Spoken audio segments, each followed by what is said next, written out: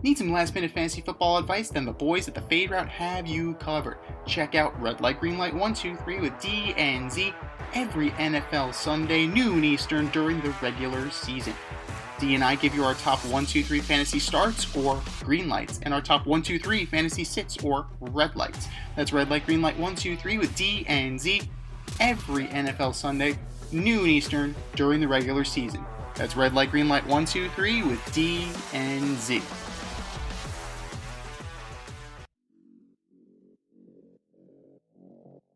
Coming at you from the AO Studios, it's the Fade Route with D and Z. Here are your hosts, D and Z.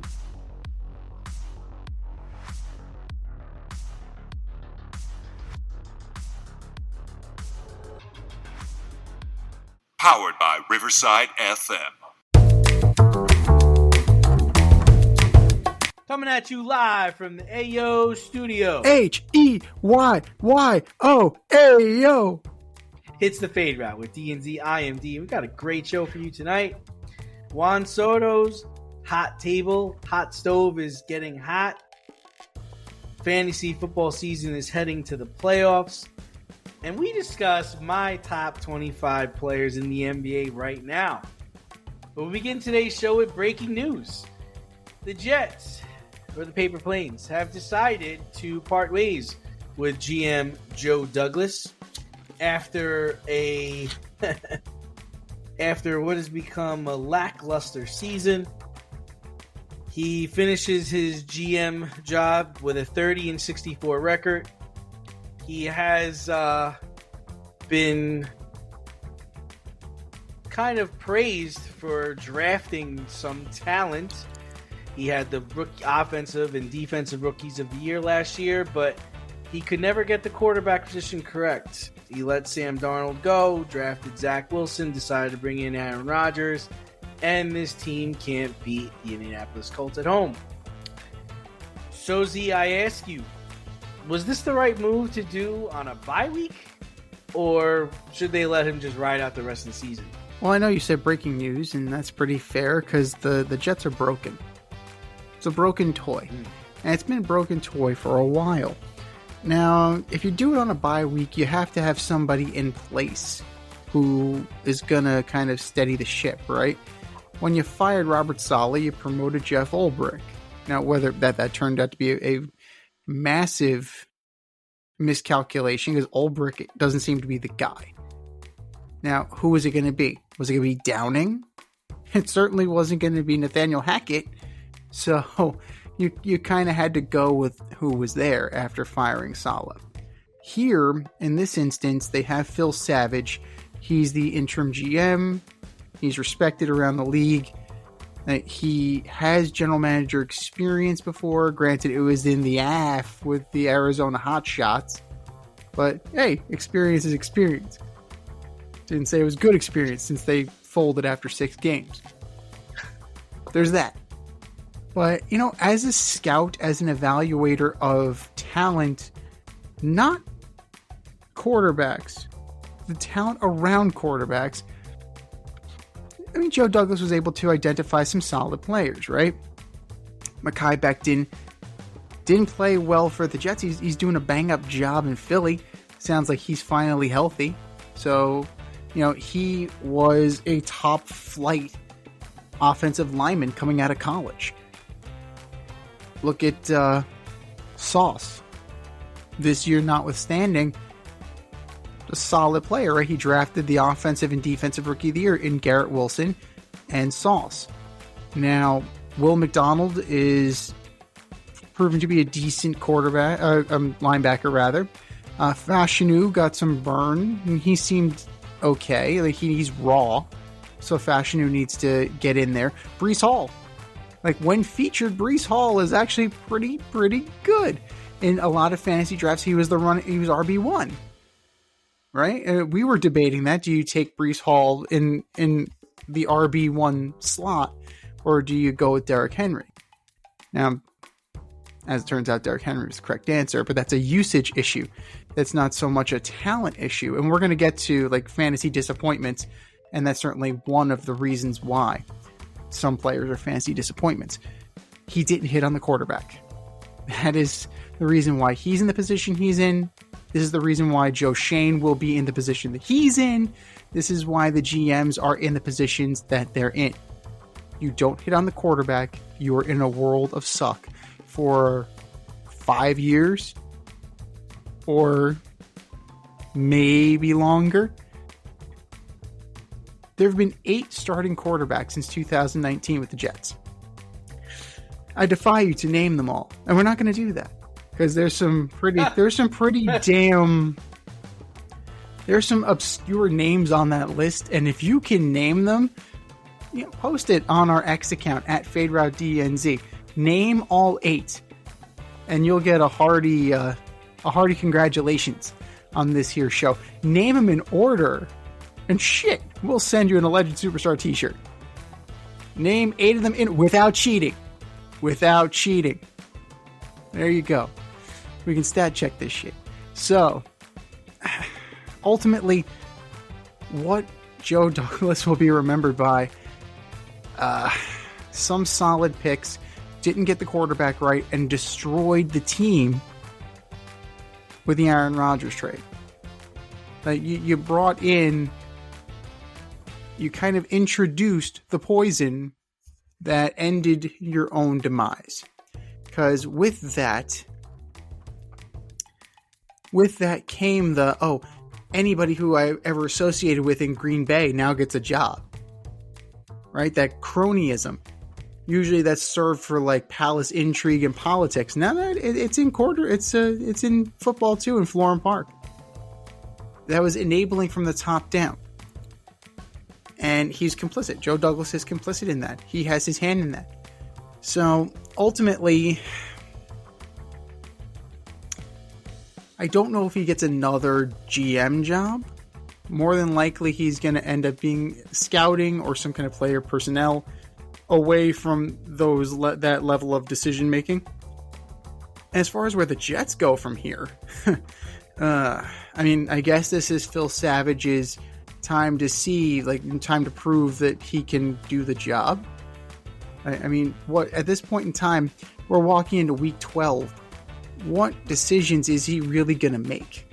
Right? He's going to sign a practice squad guy. He's going to have a tryout for a kicker. It looks like they finally hit on a kicker this year. Anders Carlson did a hell of a job. Did they bring him up from practice squad? They brought him up from practice squad, didn't they? They got him off of the Niners practice squad. He was starting for the Niners. Yeah. And now Moody's. Don't you think the Niners would rather have Carlson over Moody, who missed 5 fucking kicks? So, where do you grade Douglas on the Hassan Reddick situation? Oh, F. You brought in a dude who didn't want to be here. I mean, you didn't know because you didn't call. Hey, Hassan, do you want to be a Jet? How do you like? I know you're from Jersey. Do you want to come back? Do you want this? New phone. Who is this? Who this? F on that. F on John Franklin Myers. Why the fuck did you trade John Franklin Myers? It makes no sense. He was your best pass rusher. No, we can't have that. We got to get rid of him. I mean, an incomplete on the Zach Wilson trade? I don't know. I don't know. And then an F on the Aaron Rodgers trade. Dude can't trade. He can't trade. The Devontae Adams, I'll give him an incomplete. I'll be nice and give him an incomplete. But, yeah. Like free agency? Like, what did he do in free agency? He brought in Conklin.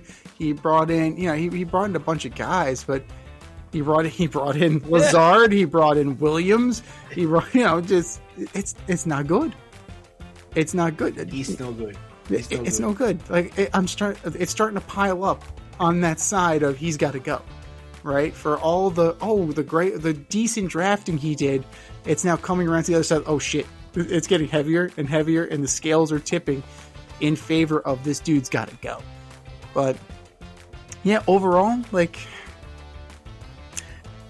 if you're gonna give him a letter grade, probably a D+.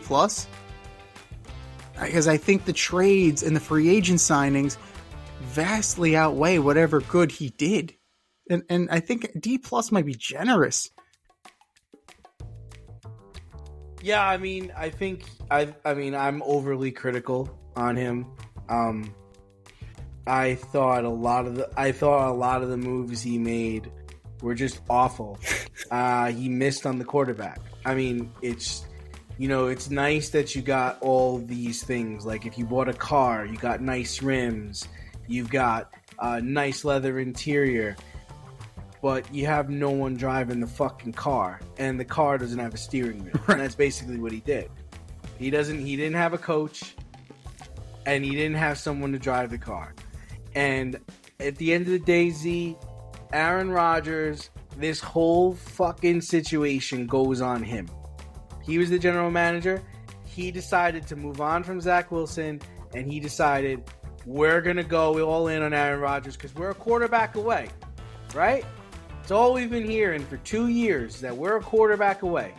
You're not a quarterback away. If you were a quarterback away, you'd still have a job. Right. But you decided to go all in on this guy. And wait. Then you had a chance. You had a chance to redeem yourself. This man tore his Achilles tendon. He was out all last season. And what'd you say?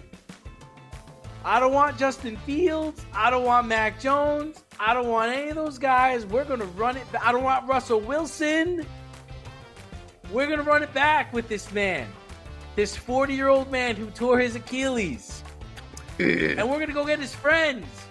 We're going to go get disgruntled Devontae Adams. We're going to rent him, which that is just useless now.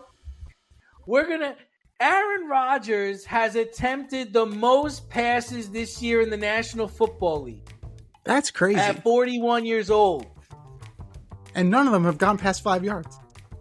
Right. And Breece Hall, your offensive rookie of the year, just collecting dust.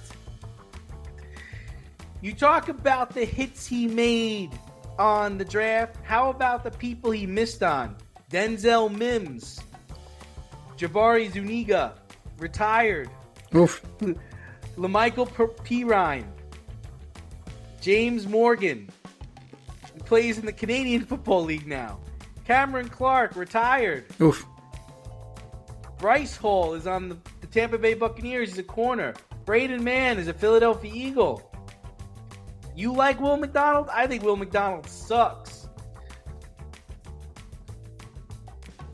He did let Bryce Huff go. Did he draft Bryce Huff? No. I'm looking through it now.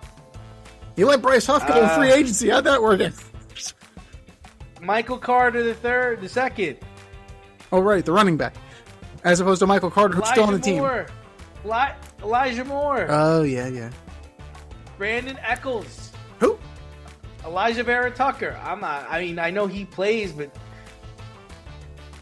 Max Mitchell, Michael Clemens. Trash. Fucking trash. This guy doesn't deserve a job in the fucking mailroom. And then, like you said, the Son Reddick debacle.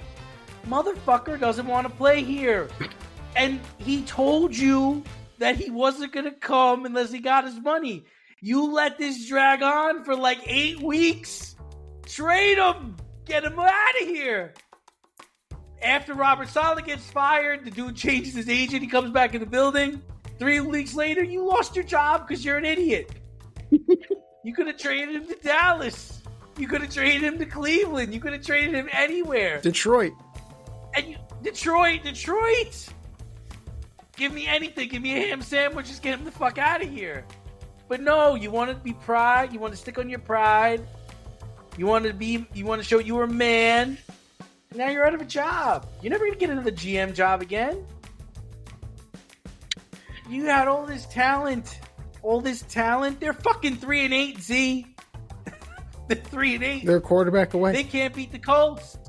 Anthony Richardson hasn't played football in a fucking month. He came in there and led the game-winning drive. No problem. Like wind through the pasture. Nobody wants to tackle him. Nobody's catching his passes. I don't get what Dan Orlovsky. I don't get what Michael Florio. I don't get what Rich Eisen are talking about. I don't know what you're talking about. At the end of the day, his job was to win. He didn't win. He's 30 games under 500. You're being charitable. When's he going to start winning? When's he going to start winning? This year was a failure. Let's say they kept him. They didn't fire him. When's the turnaround? When's the turnaround coming? Aaron's back next year. We're going to run this back again? You didn't fire the offensive coordinator who deserved to be fired. Why? Why is everybody else losing their job but this guy? Huh? What? Zach Wilson's laughing today. Well, I don't get it. Everybody's everybody... head is rolling because you can't fire the owner. Like, Woody Johnson is incompetent. Like, I think we've realized what that. Did you want? But Z, what did you want Woody to do? What did you want him to do?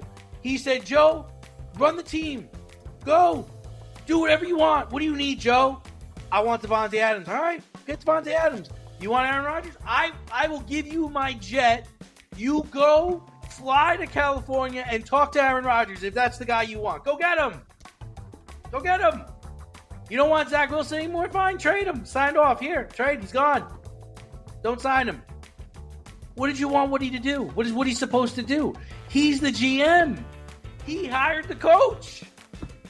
Woody's job as the owner is to provide stability and create an infrastructure for success. So the only difference between Jerry Jones and Woody is that Jerry Jones is so stupid that he doesn't realize he's not good enough to be the GM. At least Woody, I will give Woody credit. He knows he's not a football guy. So what did you want Woody to do? So here's an idea. Says, hey, I want to go get Aaron Rodgers. What are you supposed to say to him? No. What's it going to cost me? No. Is there somebody else? What's it going to cost? He comes and he says no. He comes to you and he says, Mr. Johnson, we are a quarterback away. Zach was the reason why we were losing. He wasn't able to do X, Y, and Z. Aaron Rodgers is a former MVP. He had a good year 2 years ago. I believe in him. He can win us games. And we're going to bring in some of the Green Bay Packers that he's played with to play in his offense. We're going to bring in his offensive coordinator, and we're going to win games. What are you going to say to him? No? I don't like the plan. Sounds like shit. I don't like the plan. It does sound like shit. It does, actually. It sounds like a lot of shit. But he's doing other things. Like, he hired this man to run the team. That's his job. And as a general manager, I'm supposed to create the team. Just like he hired coach to win games. Just like he hired Mike McCagnon. Just like he hired John Idzik. Just like this is Woody. This falls. So he's got to be Jerry Jones too? No, he's got to be paying attention. What do you want him to do? He has to hire competent people. You didn't think Joe Douglas was competent when he got hired? He was an unproven. You didn't think he was? He was an unproven. But do you think he was competent? You said competent. You don't think he was a competent hire? Based on his reputation at lower levels, he was worth taking a flyer on. Absolutely. And up until Aaron Rodgers, did you think he drafted and did a decent job? Up until Zach Wilson, really? No. And he probably really sold shit on that? He built okay teams, but the whiffed on the quarterback. Like, that's like we said, the quarterback is essential to his position. Now, if you I just don't know how Woody falls into that. I don't know how that's the owner's problem that the GM who drafted Breece Hall, who drafted Sauce Gardner, could not figure out the quarterback position. That's Woody Johnson's fault, who was in Ireland most of the time. Woody Johnson has enabled this for the better part was his 2024 since he can Rex. Like, this is the abyss that got started. And this fall, he's the constant. All the players leave, all the front office leaves, all the coaches leave, all the fans leave. Woody Johnson is the constant. He absolutely is the constant. And we know he's a sucker. You want to know why we know he's a sucker? Because he hired Charlie Casserly to do a huge, extensive search. And oh, lo and behold, Charlie Casserly handed Woody his friend. Oh, John Idzik. He's wonderful. He's going to be a fantastic candidate. That's Casserly with 2 S's on that check. There's 2 S's in Casserly. So, you're not a football guy. I appreciate you realizing that and trying to do that.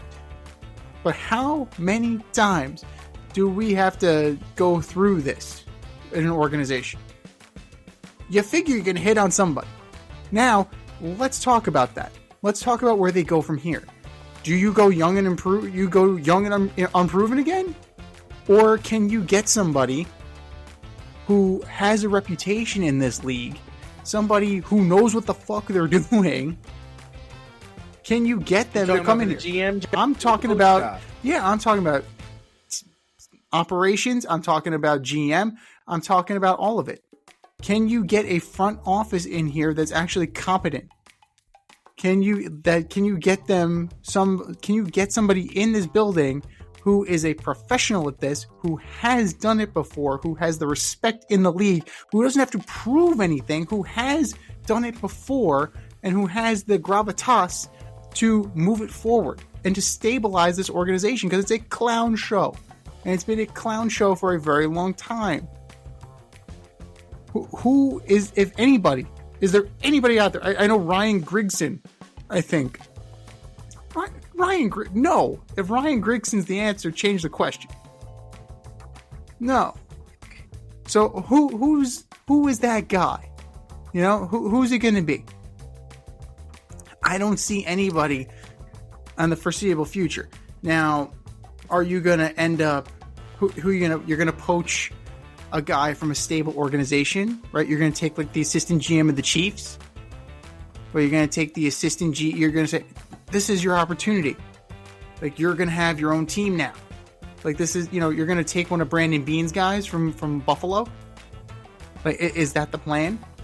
Is that what's going to happen here? Because you're going to do that, and then you're going to go with Ben Johnson, and then you're going to be in the wilderness for 10 years again. Like, what's the plan? What is the plan? And the owner, there's nobody left. He's got to figure this plan out. He's got to put it together. Because Phil Savage isn't the answer. He's an interim. You're not going to trust him to put the team together. Well, the New York Jets aren't the only New York team that's in trouble. We are a New York-based show, so we're going to move right over to the New York Football Giants. Yeah. They will be benching Daniel Jones in favor of Tommy DeVito for the rest of the season. Jones has an injury clause in his contract, which states the team will need to pay him over $23 million if he gets hurt in the second half of this year. The Giants are turning to DeVito instead of Drew Lock, and reports are that the Giants GM has scouted Shedeur Sanders in person twice this year. So Z, I asked you, what's the Giants' plan? Are they tanking? Are they tanking? Well, let's address that. Let's address that first before we get to the Shedeur and Coach Prime package deal, because that appears to be the case. Like, if you're getting Shedeur, you may be getting Coach Prime as well. But are they tanking? Ooh, well, here's the thing. Tommy DeVito screwed them out of Jaden Daniels and Drake May. So I think they're trying to win. This is foolish, because right now, Jacksonville is 2-9. They currently own the number 1 pick. Are they taking a quarterback? If they maintain the number 1 pick, they have Trevor Lawrence. You just paid him a handsome sum of money. Are you moving on from Trevor Lawrence? That's interesting. If you move on from Trevor Lawrence, I would take a flyer on him as a Giant. I wouldn't mind that. He's still young enough in this league. More than likely, they would take Travis Hunter. More than likely. Now, if the Raiders somehow move into number 1, could you imagine Shedeur Sanders, Coach Prime, Las Vegas? That's a Well, that's a report. The report is that he celebrates every time the Raiders lose, yeah. and it seems like that's a destination that he's interested in going. I would say so. It's glitzy, it's glamorous, it's Dion, right? It's him in a city.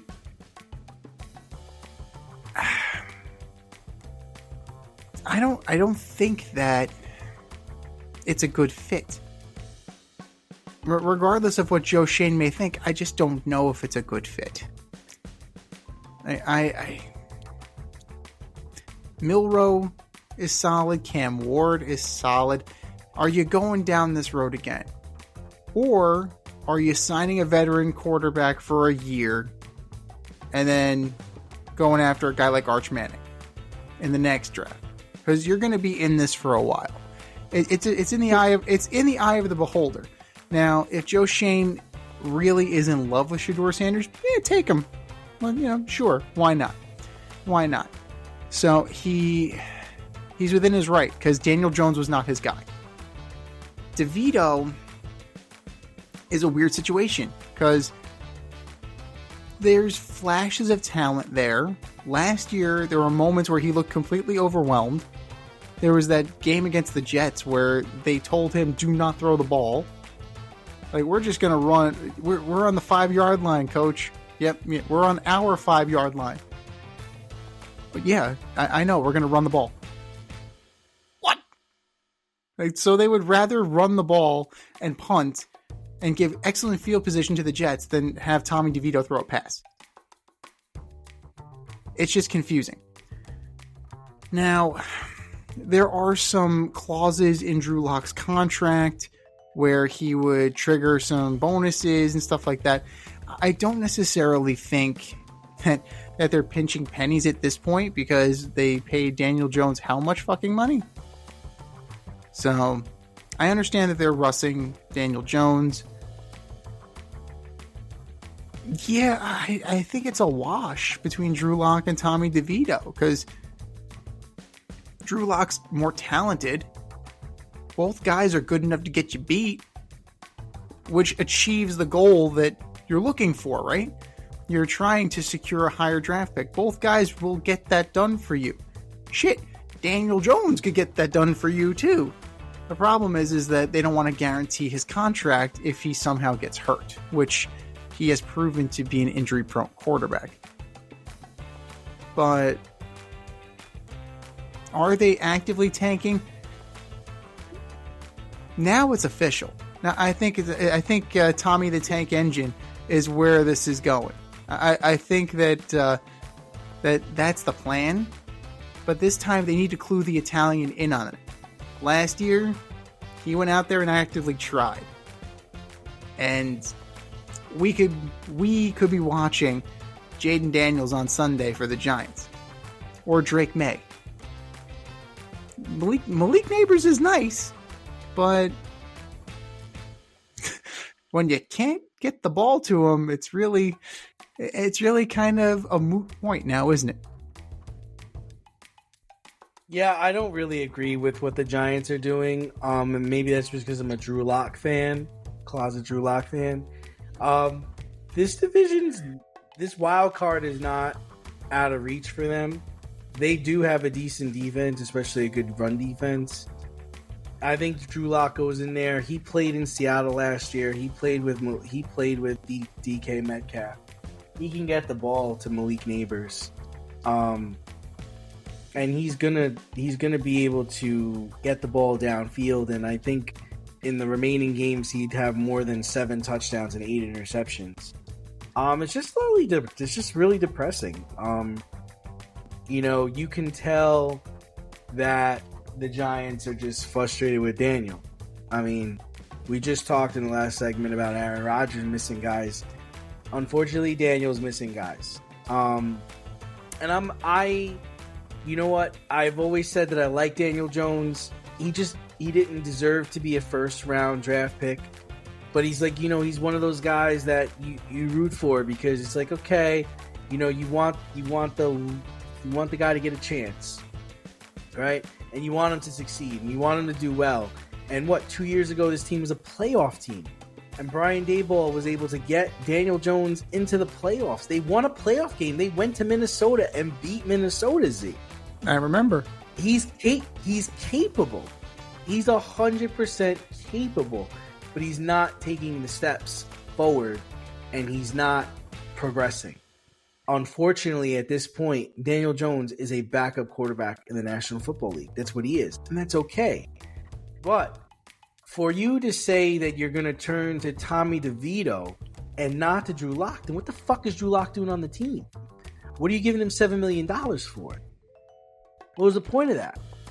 That's my only problem, Z. What'd you bring him here for? I get why Daniel Jones is sitting because he's gone after this year. You figured it out. They ran a play in Germany. I think it was like a flea flicker.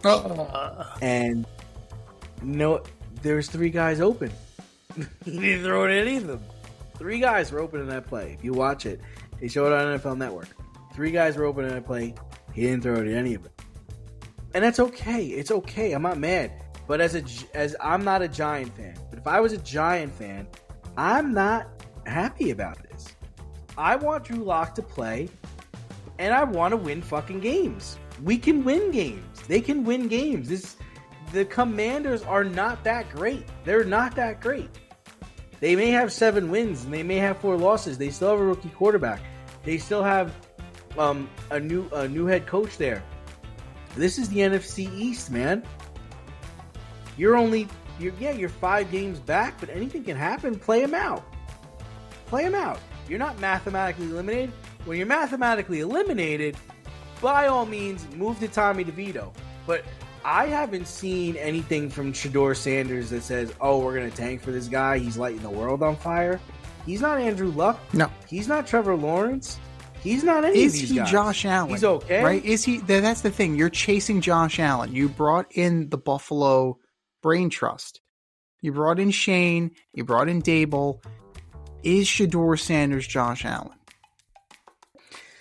If he is Josh Allen, it took time. Remember? You remember Josh in the beginning? You remember that playoff game against Jacksonville? It was dreadful. The Peterman was in that game, I believe. The Peterman.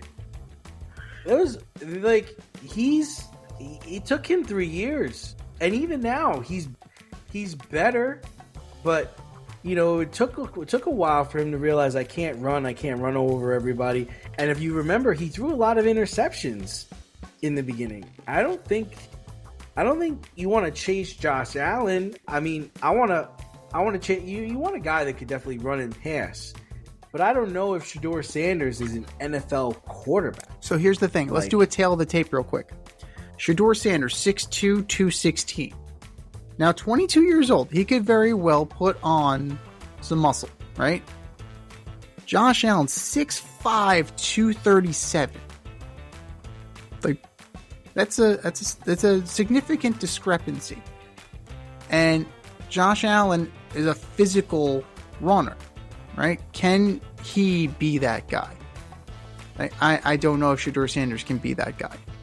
As far as Drew Lock goes, is that it was $5 million, you take a flyer on him. I get why they brought him in. Seven. It's 7. You get why they brought him in? Why'd they bring him in, Z? Because Daniel Jones had bolts in his neck and they didn't know if he was going to play. He was fucking Frankenstein's monster.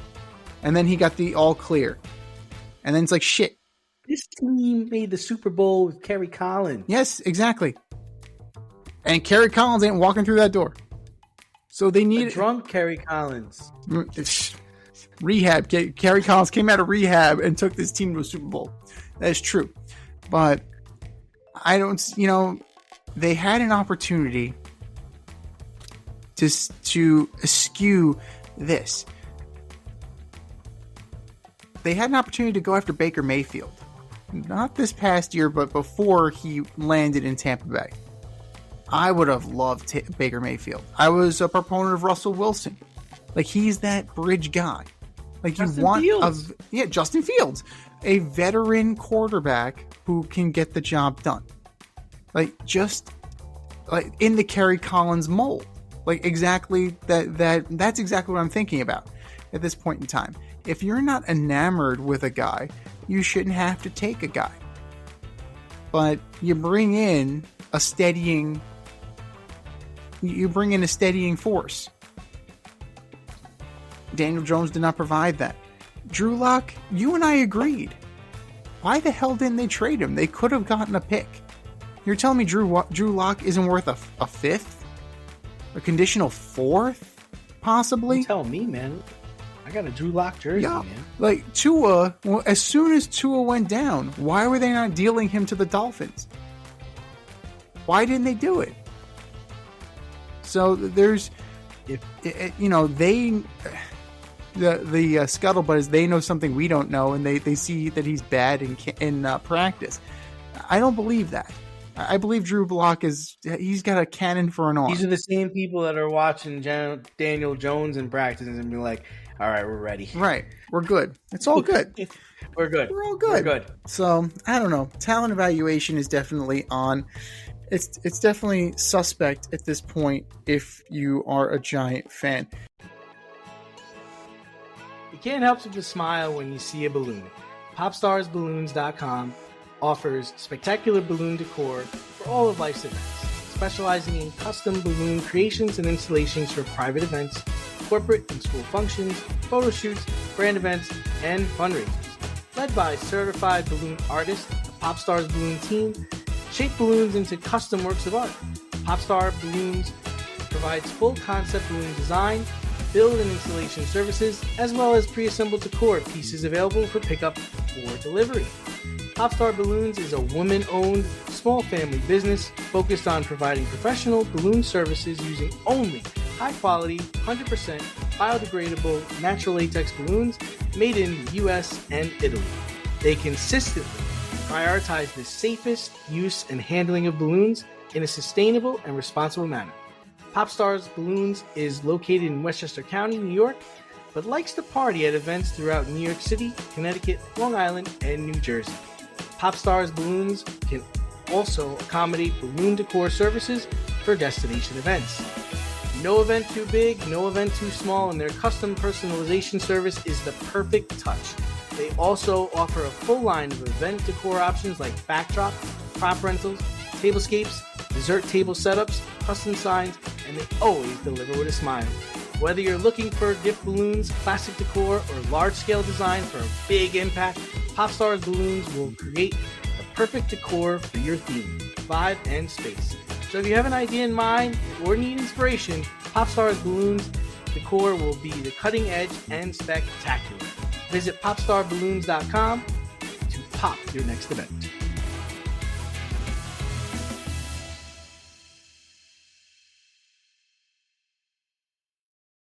But speaking of talent evaluation, it's fantasy season, right? And we're nearing the playoffs. Oh, some teams, some players didn't perform at a high level, whether they got hurt or just underperformed. And there were guys out there that were drafted high but lost the season for you. It's time to kind of reflect on your fantasy season and the fantasy season as a whole. Who are some of the biggest fantasy busts this year? Well, see, I mean, listen, every year you're going to have fantasy busts, right? Yeah, of course. And I'm not talking about guys that get hurt. I'm talking about guys that, you draft legitimately high and you want them to lead your team and they're just flat. And it just seems like this year there's more than usual, all right? It seems like this year there's more than there ever was. I mean, I'm going to start off with Patrick Mahomes. Yeah. Patrick Mahomes is supposed to be like QB1. Right now, he's trending towards like QB 13. As good as the Chiefs are, he's got 15 touchdowns and 11 interceptions. 11 interceptions. Right? Yeah. And then, sticking with the Chiefs, you got Travis Kelce. Oof. Garbage. 507 yards and 2 total touchdowns. What? It's week 11. It's week 11. He's not even at 5. Now, all you people that wanted to jump on that Sam Laporta bandwagon and draft that guy in like the first 2 rounds, you're definitely sub 500. He's ranked 17. He's ranked number 17. He's got 3 touchdowns, and about 300 yards receiving, he's already listed as out for Sunday because he's just been so up and down. Ravens defense. Ravens usually have like one of the best defenses in the NFL. They are ranked 30th against the pass, and they're on most people's waiver wire. The Baltimore insane. Ravens defense That's insane. is on the waiver wire. Now I get it. Nick Chubb was hurt to start the season, right? But Z, after 5 games, I think he'd have more than 1 touchdown. Yeah. I know Cleveland's bad, but can we get a goal line touch, man? Some people were like drafting him as a savior, like a 5th round, 7th round kind of action. Not when they're behind in every game and Jameis has to throw for 395. That's the problem. That's another guy that the Jets could have got or the Giants could have got. Yeah. I was big on Jameis. I would have liked that a lot. You're spot on. This guy is, and this guy Travis Etienne, probably drafted in like the 4th or the 5th round. The Jags offense is terrible. He's got 2 touchdowns all season. That's ridiculous. He's only got 1 more touchdown than Nick Chubb. Nick Chubb's played far less games.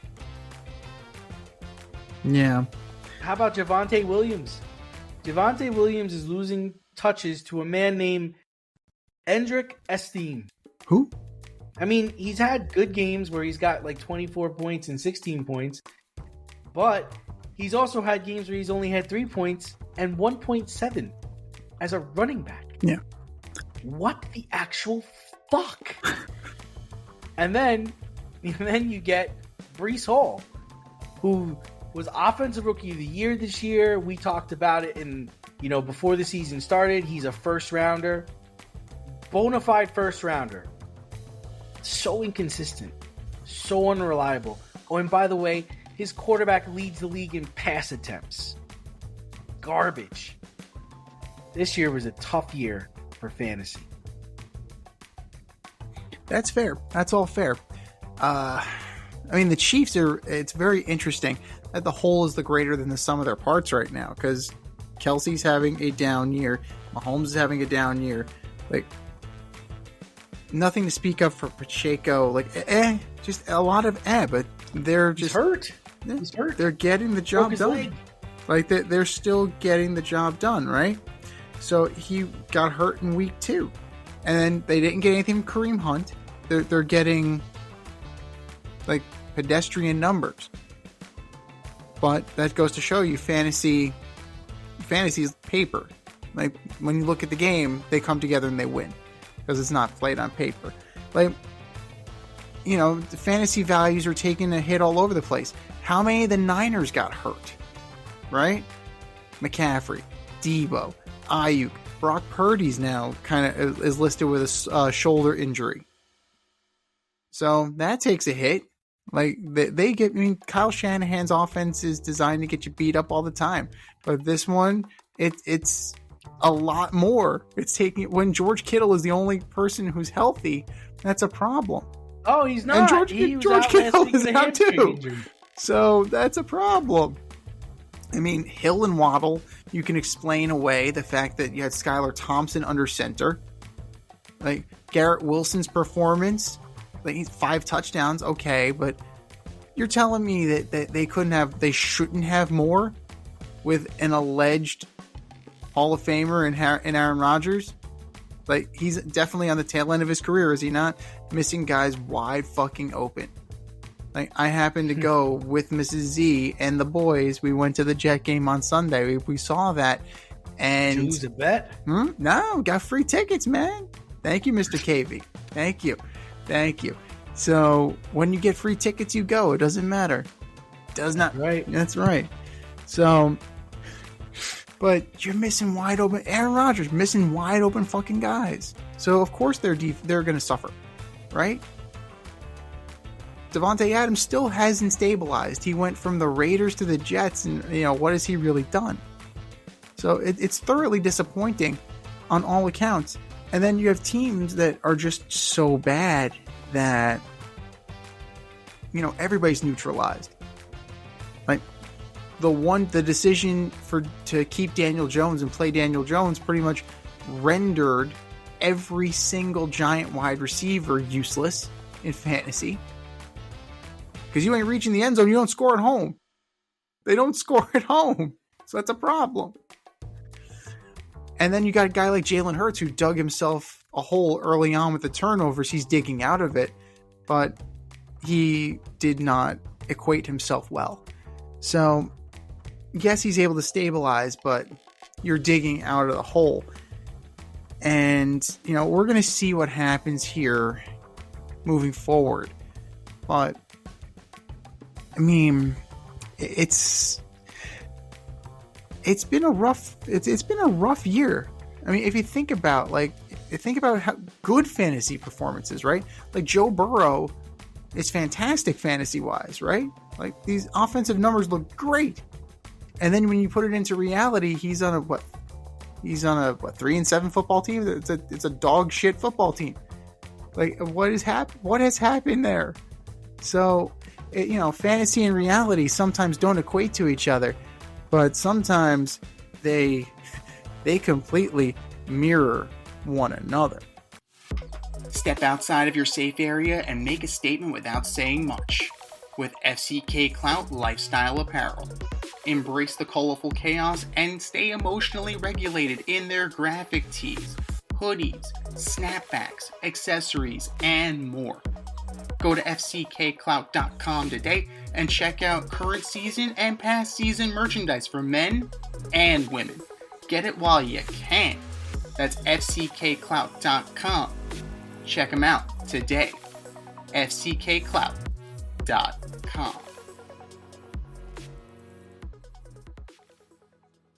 Switching over from fantasy to the reality of baseball economics, we are officially in the hot stove. You feel that? The crackling of the fire and, the clicking of pens and those commas and dollar signs and decimal points moving.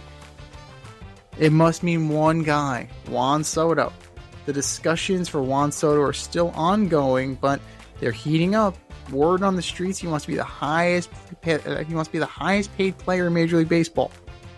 All 30 teams appear to be in play, but the front runners right now appear to be the Mets, Yankees, Blue Jays, and Red Sox. Steve Cohen is apparently on record saying that he's willing to pay $50 million over the highest price. Hopefully he doesn't have the highest price already. You dumb fuck. I'll tack on another $50 million. Steve, you're the highest bidder. I said what I said. So, if you're a Yankee fan, would it be worse for you to lose Soto to the Mets, the Blue Jays, the Red Sox, or the ever-present mystery team, which is most likely the Dodgers? Yeah, so for me, I think you don't want to be playing him, right? You don't want to play against him. Yeah. So I would think the Red Sox is where you don't want to see him. And actually, if you look at it, I mean, him playing in Fenway Park, I mean, he would be a monster there. Yeah. I think the other problem the Yankee fans have is when you look at revenue, the Yankees made over $650 million in revenue this year. And they blew out almost every team.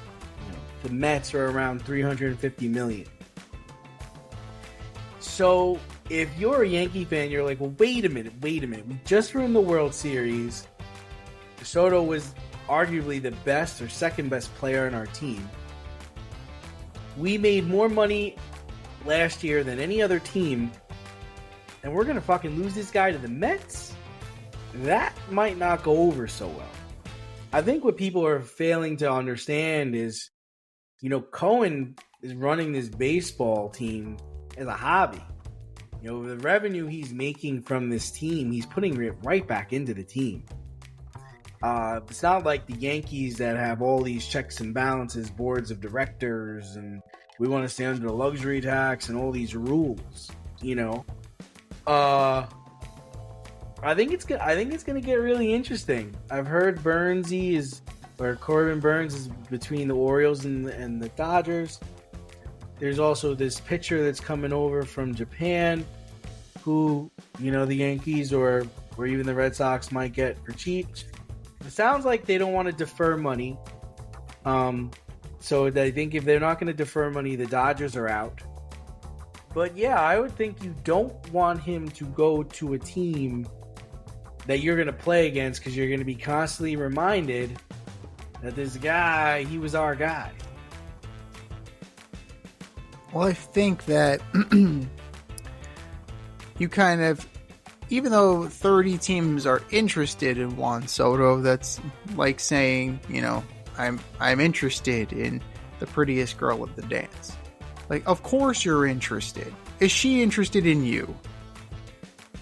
So Tampa Bay, sorry, you're out. I'm surprised the Giants haven't been gotten more involved because they have money. They have money, but I don't know. I just, free agents don't seem to want to go there. So I don't know what the deal is. It is a nice ballpark. It is. So I don't get why they don't go there. A reunion with San Diego is seemingly out. The Nationals seemingly out.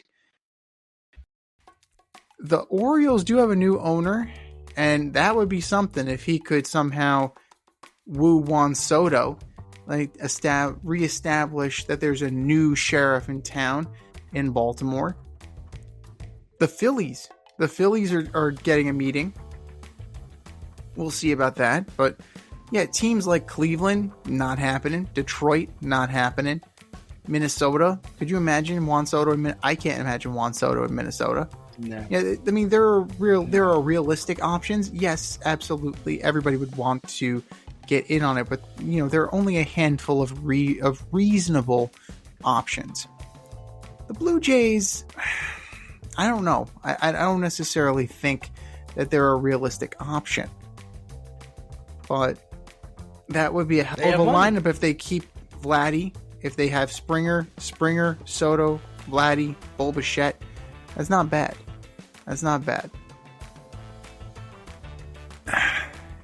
I don't think the Yankees would sweat losing Soto to the Blue Jays. Red Sox, yes. 100-year rivalry. Yeah, that would stick in their craw. That would absolutely stick in the Yankee craw. The thing is like, if you're a Yankee fan, right? You want Juan Soto, but at what cost? Like, if you're gonna pay him $600-700 million, and now that's the team, right? The team is gonna be Juan Soto, Aaron Judge, and right. It's gonna be Austin. You're gonna be Austin Wells. You're gonna be Volpe, Peraza, Dominguez, and this is the team, guys. This is the team, right? I can get Soto for $750, or I can get Santander from the Orioles. I could get Alex Bregman. Apparently, he wants to come to the Yankees. Like, that would be an interesting fit, but whatever. Like, you can get these guys. You can get 3 or 4 guys, maybe even more, for the amount that you're spending on Mr. Soto. So, it's foolish from the standpoint of, like, going all in when you have to pay 26 guys on your main roster. Right? And when you have so many holes like the Yankees do, and you're losing guys like the Yankees are. So I think losing him to the Red Sox would hurt. Losing him to the Mets would be a double whammy, but not as bad because the Mets only play 4 times. Right? It's not like he's in your face 19 times a season. It's the optics of it. Yeah, it's the optics of it. Absolutely. I get the optics of it. Well. Yeah. Especially if he does well, which you would anticipate he will have at least 4 good years. Right. You would figure. But you're looking at, what, a 15-year contract? That's a long time, man. That's definitely... Is that what it is? I thought it was 13. 13 to 15. I mean, he's 20. He's going into this age 26 season. So you can do a 13 to 15-year contract. So it's the fact that he's going to be on his 4th team before the age of 26 is kind of crazy. And it's not like he's a journeyman. He's a good player. That's the weird thing. He has value. But he's a champion. Yeah. It would kind of, I think it would sting more if it's the Red Sox, because that automatically reignites the rivalry. It's been kind of dormant, because the Red Sox haven't been anything special. And, not really much of a rivalry. One team has 28 championships, the other team has 5? It's just not really a rivalry there. Yeah, there's plenty of rivalry there. There's plenty of rivalry there in the heat of it when you're looking I would say that the current rivalry is Yankees Astros, but the longer term rivalry is Yankees Red Sox. Now, Astros will be interesting. It looks like they're trying to scale shit back, though. And the one thing that they could offer Juan Soto that that very few other teams, I should say, no state income tax. So if they wanted to be players, that would be the selling part. You're keeping more of your money. So if you're gonna come here, it's actually more money than if you go to the Yankees, or if you go to the Mets, or if you go to the Dodgers. Only 3 other teams can offer that kind of scenario. The Rays, they kind of need that money to rebuild their ballpark.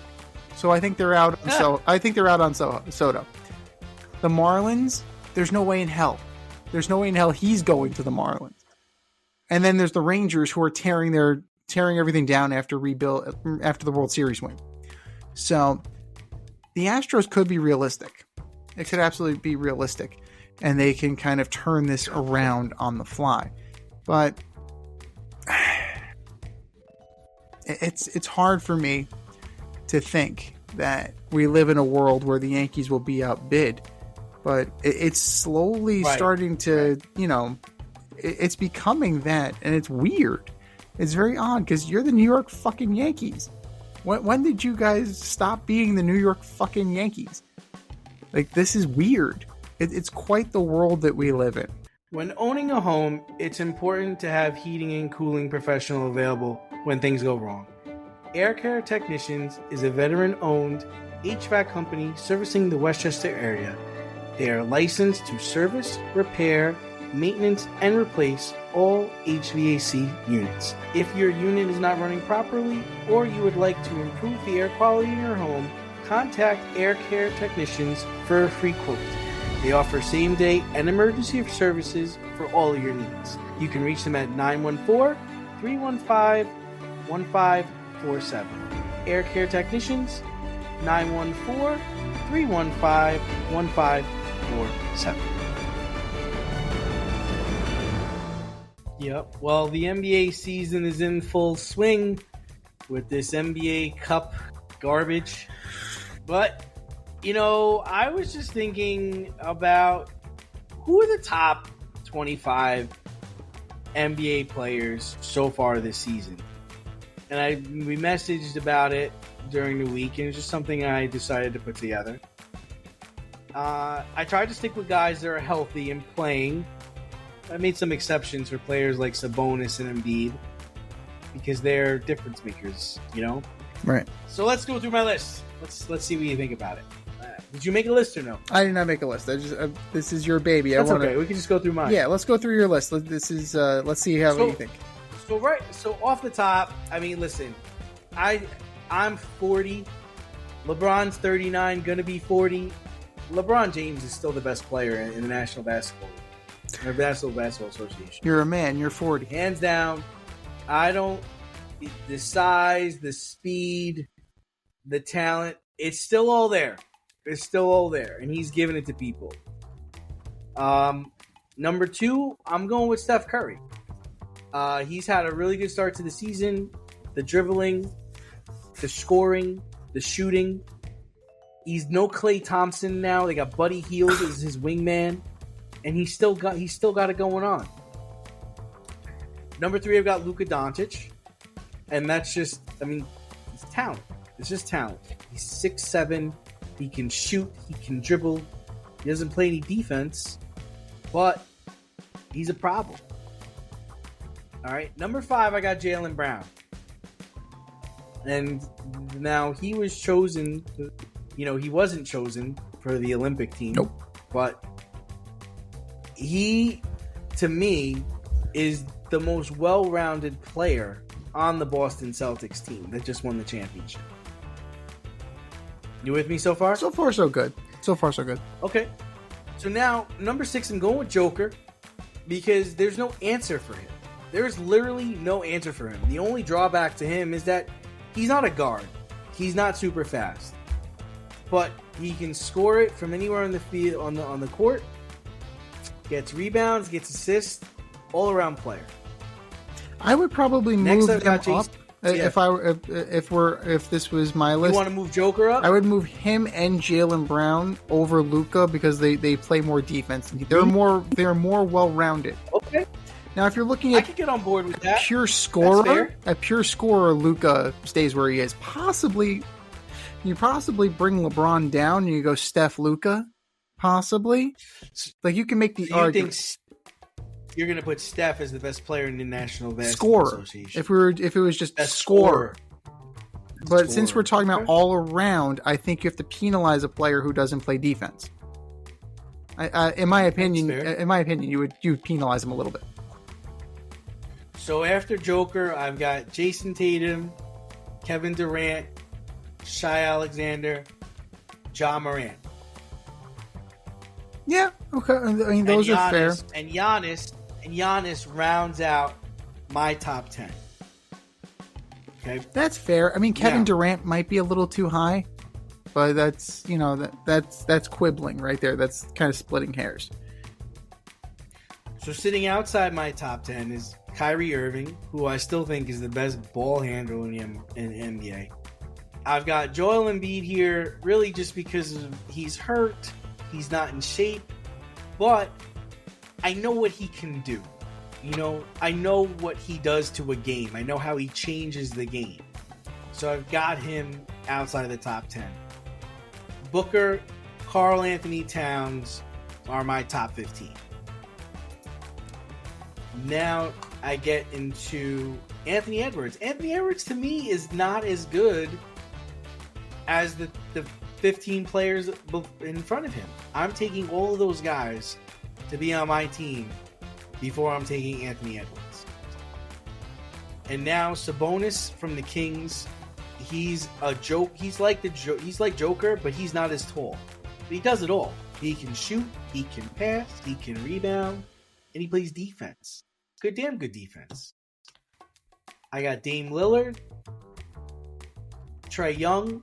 To me, they're really the same player at this point. Street Clothes is next. And really, Anthony Davis, he's good, but how good is he without LeBron? Right? And he changes the game, but he also disappears. Sometimes he doesn't score in a quarter. Next, I've got Wemby, Jalen Brunson, and Donovan Mitchell and Darius Garland. They're interchangeable, even though their team is 15-0 and they're about to go 15-1. They're about to lose to the Celtics. And outside of my top 25, I've got Tyrese Halliburton and Draymond Green. Very interesting. A name that's not on the list that I find very interesting. Jimmy Butler. He's hurt. He's hurt. But you put difference makers on there. So where would he be? Who would he bump off, in your opinion, if Jimmy Butler was healthy and ready to go? Healthy and ready, Jalen Brunson. Interesting.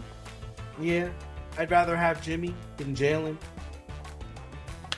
That's fair. Yeah, I thought about him. Also, Chet Holmgren's not here. Yeah.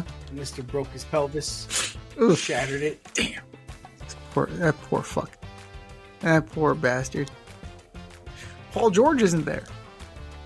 Paul George is not there. Playoff P did not make. Well, it's not the playoffs. Top 25 for DC. Well, it's not the playoffs. So there you go. No. Like that's it. No. I mean, you can't really argue with that. Like those are stud NBA players. Like maybe, you shift some guys around.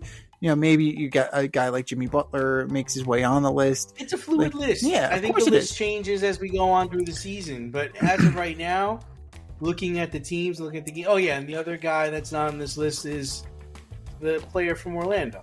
Oh, yeah, Paolo Banchero. Yeah, Banchero would be... Yeah, because he's hurt. Yeah, that would make sense. Hurt, but he would definitely be up here. Oh, he'd be up there. Sure would. Absolutely. He's and, incredible. I'm surprised that, Joel Embiid... I'm surprised he's as high on your list, especially since he doesn't. He's late to everything, so he's late to the top 10 as well. If you listen to Tyrese Maxey, but if he was but if he's healthy, he would definitely be within the top 10. That's the problem, though. Like you're looking at this, right? You're looking at Giannis and you're looking at Embiid. Is that a little high because of the health? So possibly you can move them down. You can shift them down a little bit because they are.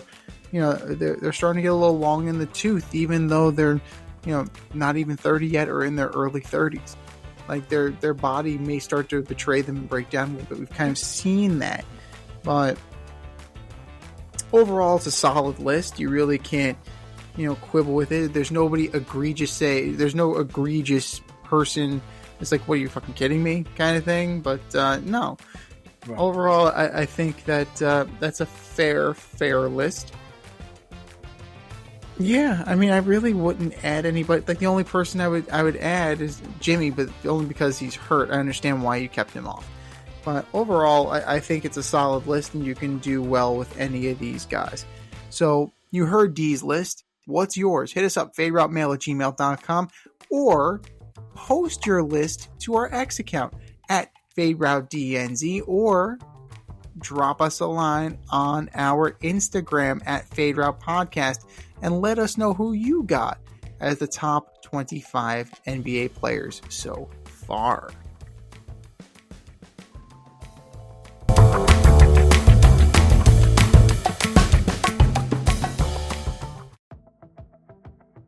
Hey there, NFL football fans. This is the lovely Rita Sanchez, aka your option football champ for the 2023 NFL season.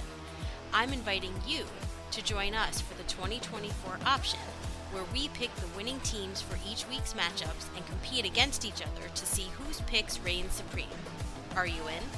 Head over to CBS Sports and search for the Option 2024 League, or hit the link in the bio on the Fade Route socials and join today. It's for free.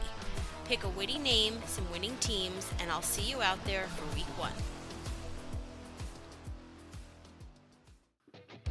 Bullshit or no shit?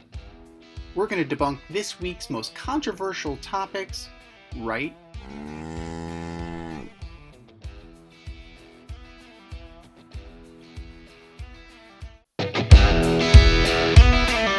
All right, boys and girls, it's time for a little bullshit or no shit. Bullshit or no shit, number 1. Lamar Jackson and the Baltimore Ravens are pretenders. No shit. 100% no shit. Do you watch them play? Do you watch the last game against the Steelers? Oh. I mean, like, who's the Ravens beat this year where you can really hang your hat and say, oh man, they really took them. Like, they didn't beat Kansas City. They lost that in the home opener. And granted, they only lost by a touchdown. They lost. They had a clutch win early in the first month of the season against the Bills. Yes. But that was in Baltimore. Okay? And that's when King Henry ran wild. Right? Mm-hmm. But other than that, I mean, it's been par for the course. They only beat the garbage Bengals by 1. Like, they pounced on a Bronco team with a rookie quarterback, but that was again in Baltimore. They're 7-4.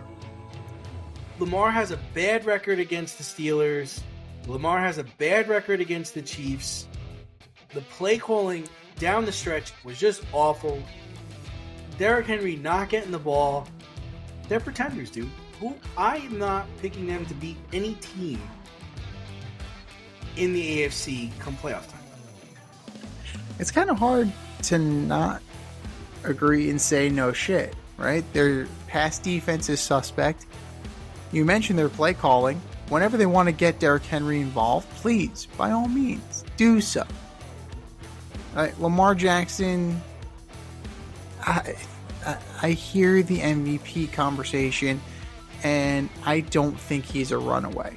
You can make your argument, but I don't think that he's a slam dunk. Like, he's had a solid year, but I don't think that it's a slam dunk. Nowhere near. Like, you have Josh Allen, you have, Jared Goff outside of that 5-pick performance. You have guys who are equal or superior to Lamar Jackson in terms of the numbers. But you're right. There's not much impressive here. There's not much that's impressive at all. I mean, they beat the Bucks by 10. Okay. But I believe that was also the game where they lost Evans and Godwin. And they gave up 31. So yeah, you scored 41. Your defense still gave up 31. So that's kind of a problem. You gave up 25 to the dog shit Cowboys. Right? You lost to the Raiders. You lost to the Raiders. That's all you need to know. You lost to the Raiders and the Browns. Come on now. Like, why are we having this conversation? Are you shitting me? Like, that's, what more do you need to know? And you lost to a Steelers team who didn't score a touchdown. Chris Boswell, 6 field goals. And then you got Justin Tucker. Like, Justin Tucker is having a terrible season. We missed him when we were talking about fantasy performances. Justin Tucker's been awful. And then to blame the less than ideal kicking surface, where Chris Boswell went 6 for fucking 6. Like, that's a bad look. So he's no longer the most accurate kicker. No. Eddie Pinheiro is. Steady Eddie. That's surprising. I mean, Jake Elliott missed. The kickers have been missing this year, man. Like, it's been like Jake Elliott missed 2, Jake Moody missed 4. Like, that's, in a game, not just overall. It's in a game. But yeah, it has not been a great year for place kickers, and people are starting to say that maybe Justin Tucker's washed, but that's how kicking is sometimes. Like, you lose it and you get it back. Mason Crosby went in the toilet for like 2 years, and all of a sudden he remembered how to kick again. So, it's possible that it's just a case of the yips, or it's just a down season for Mr. Tucker. But they'll make the playoffs. Maybe win a round.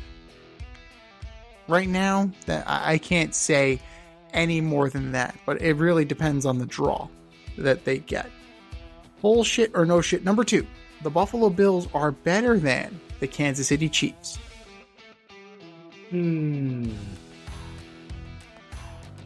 going to say no shit, because the Chiefs, the way they've been playing, and we talked about Patrick Mahomes' stats before in an earlier segment, 15 touchdowns, 11 interceptions, it's pedestrian. It's just making me feel like any quarterback could run this Chiefs offense and still have success. Maybe not 9-1, but have success. Travis Kelce, only 2 touchdowns all year. They went and traded for DeAndre Hopkins. He hasn't made a real difference yet. I mean, he's gotten people paying attention to him, but he's not really doing much. Xavier Worthy's, he's hit or miss. Like, this team is just, it's not like previous years. And it's like I said, it's like they can have a really good season, but then they get punched in the mouth in their first playoff.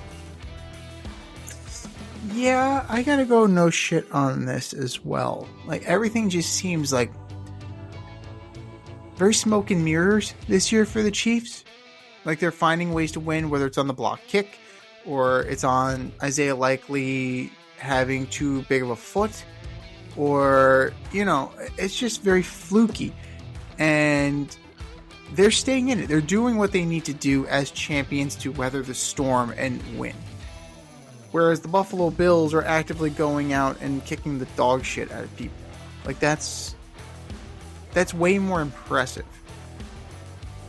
Now, and we saw it head to head, right? Buffalo won. So yeah, the better team is the team that wins. So I gotta say that the Buffalo Bills are better right now.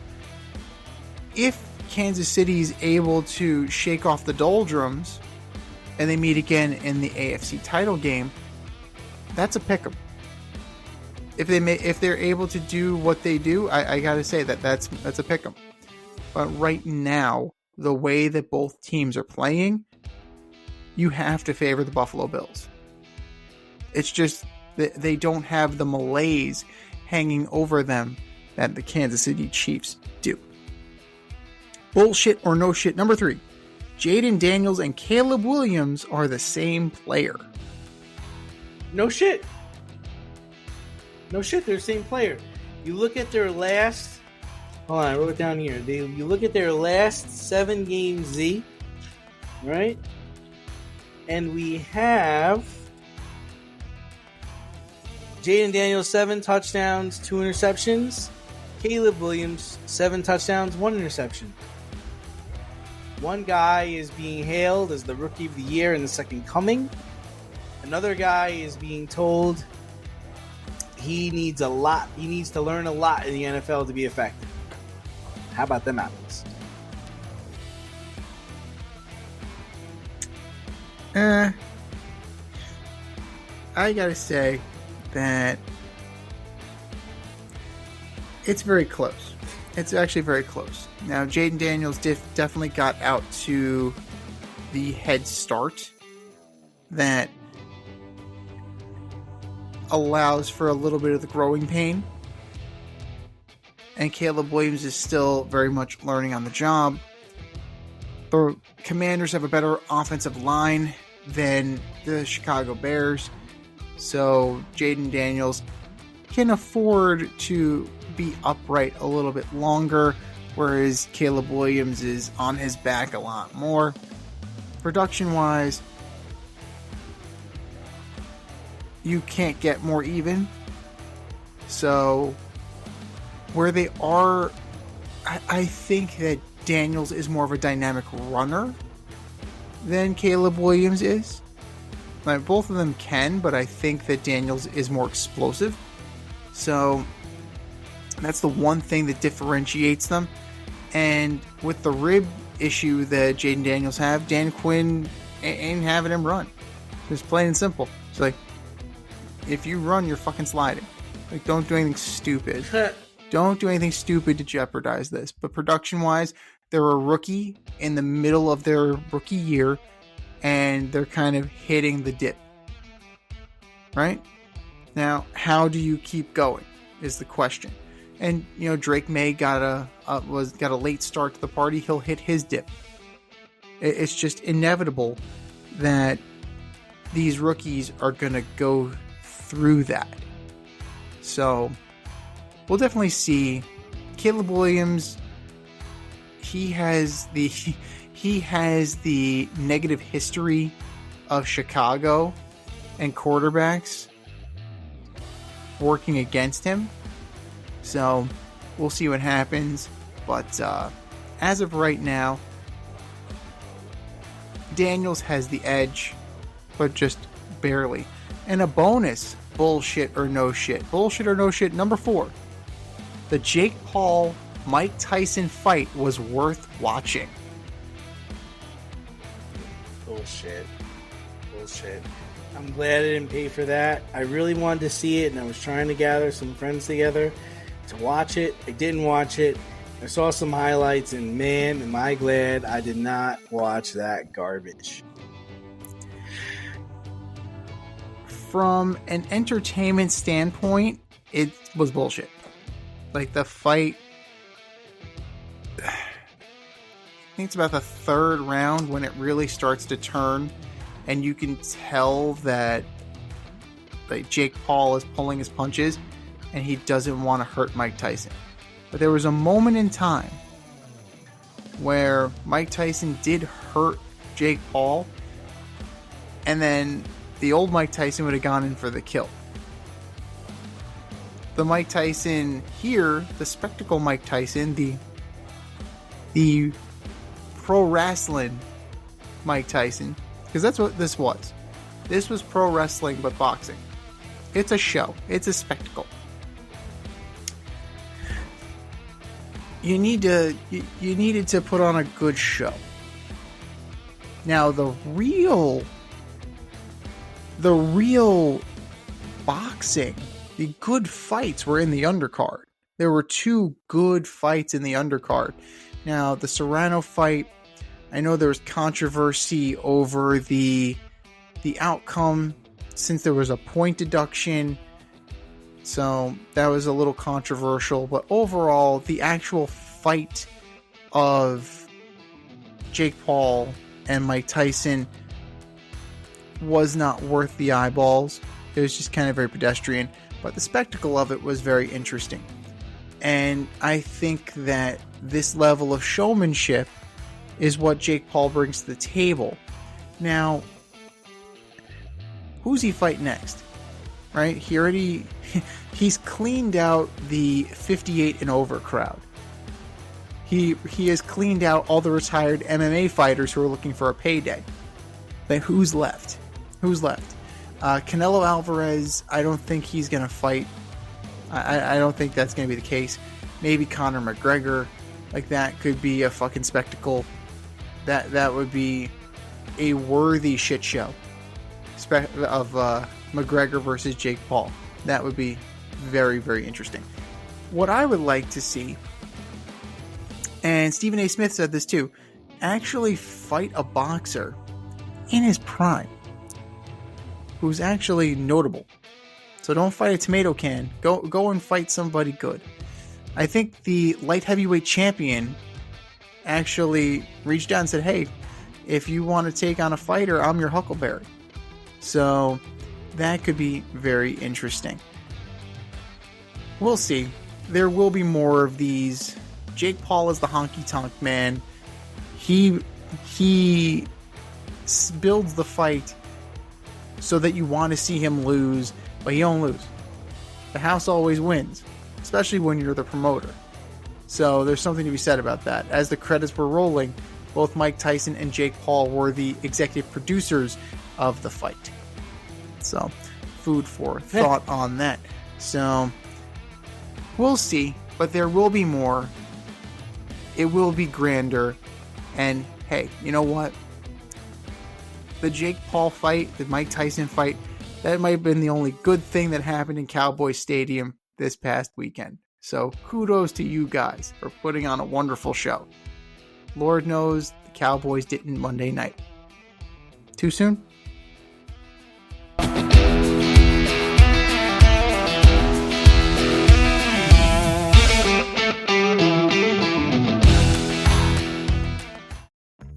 Your favorite podcast has its own merch line now. Go to the Fade Store with DNZ.com today and check out our releases in apparel, accessories, drinkware, and more.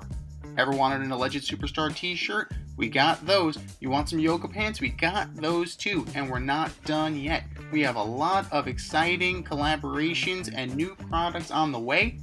But check out what we have now at the Fade Store with DNZ.com. That's the Fade Store with DNZ.com.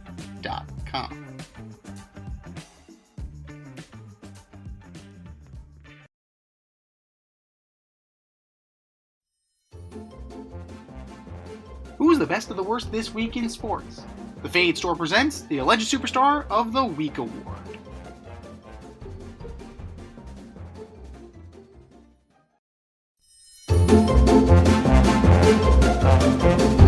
Alright, boys and girls, you know what time it is. It's time for the Alleged Superstar of the Week. You know how it goes. We put up a poll on our X account at FadeRouteDNZ and our Instagram poll at FadeRoute Podcast. And you vote, and you vote, and you vote, and you vote. And the winner of said vote gets a shout out in this here show and takes home the coveted ass trophy. And do you know who took home the coveted ass trophy, D? I don't. The MLS. Well, that's a problem. That's a major problem for Major League Soccer. You put all your eggs in the Inter Miami and Lionel Messi basket, and oops. Sucks to suck. But that was last week. This is this week. Who are your nominees for Alleged Superstar of the Week? D. First up, I've got New York Giants third string quarterback Daniel Jones. 21-32 as the starting quarterback of the New York Football Giants. This year he has 8 touchdowns, 7 interceptions, 46.8 QBR. Missing wide open wide receivers, and he is headed to the bench. Your last snap as a Giant will be a handoff to a running back in Munich, Germany. Daniel Jones, you are my alleged superstar of the week. Number 2, I've got Aaron Rodgers. More putrid play from you has resulted in General Manager Joe Douglas being fired. This team still has not scored 30 points. Aaron's averaged 6.3 yards per pass last game. Sunday, he accumulated only 184 yards against the Colts and lost to a quarterback who hasn't played in a month. Aaron Rodgers, you are my alleged superstar of the week. And last but not least, former GM of the New York Jets, Joe Douglas. Your reign is over. 30-64 as the GM of the New York Paper Planes in who knows how many seasons. Among the many errors, the one I will highlight is you got rid of Sam Darnold, you drafted Zach Wilson, and you decided to move forward with a 41-year-old Aaron Rodgers coming off of an Achilles injury. Oof. Joe Douglas, you are my alleged superstar of the week. What do you got, Z? Great choices. You really can't argue with most of them. I'm going to start with Justin Tucker. 2 more missed field goals this weekend. 1 from 47 and 1 from 50. No longer the most accurate kicker in football. This season, he has missed 6 field goals and 1 extra point. Ooh, that is... Yeah. What more can you say about Justin Tucker other than it's having a bit of a bad year there? Justin Tucker, you are my alleged superstar of the week. Number 2, the Jacksonville Jaguars. Lions 52, Jaguars 6. Ooh, damn. Granted, Mac Jones was under center, but ooh, damn. You couldn't sniff double digits? Jesus. It's a miracle Doug Peterson still has his job right now. Jacksonville Jaguars, you are my alleged superstar of the week. And number 3, Major League Baseball. Now, the Manager of the Year awards just came down, and Pat Murphy of the Milwaukee Brewers has taken home the National League Manager of the Year. Mike Schilt finished in second. Carlos Mendoza of the Mets finished third. Very interesting how that turned out. Very interesting how that turned out. Considering the fact that the story of the Mets all year and the compelling nature of the job that Carlos Mendoza did should have warranted a little bit more of a look. Carlos Mendoza only got one first place vote for Manager of the Year. That's insane. Must have been your vote. Absolutely was my vote. Absolutely was my vote. And you were on record last week saying you would have voted for him too. The problem is that, yeah, apparently just kind of is good enough to be Manager of the Year. Whatever. Sure. Fine. I don't see it, but okay. You do you. Major League Baseball, you are my alleged superstar of the week. I think we said our piece. Go to our X account at FadeRouteDNZ. drop us a line on our Instagram poll at Fade Route Podcast and vote. And vote, and vote, and vote. And for our nominees. You're better than that. Just do better. Just do better. This has been The Fade Route with D&Z. Thanks for tuning in tonight. Catch our podcast on Wednesday nights on Spotify, iTunes, iHeartRadio, or wherever you listen to your podcast. So until next time, stay fade, everyone. Time for us to run the go route. We'll talk to you next week.